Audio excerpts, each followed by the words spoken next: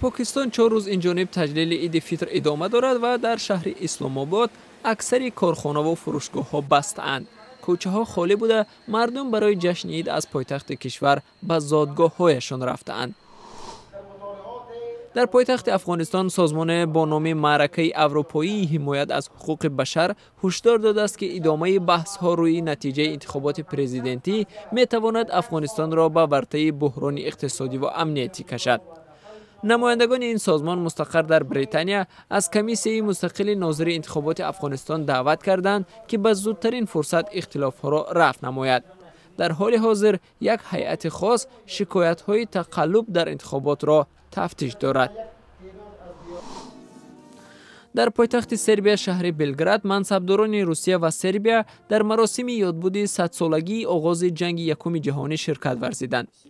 نمایندگان سفارت روسیه در نزد قبر دستجمعی 800 افسر، دانشمند، راهب و دیگر شهروندان روسیه که در این منطقه زمان جنگ یکم جهان به قتل رسیدند، گلچین برگذاشتند. اکثر کشورهای اروپایی 100 سالگی آغاز جنگ یکم جهان را 28 ایول در روز حمله امپریایی افسریا و مجارستان بالای سربیا قید کرده بودند.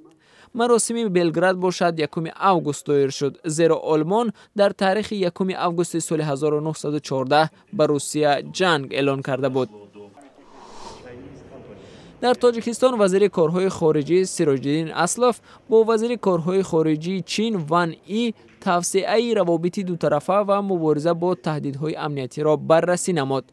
اسلاف و وان همچنان برنامه سفر پرزیدنت چین سی جین پینگ را تهیه کرده اند.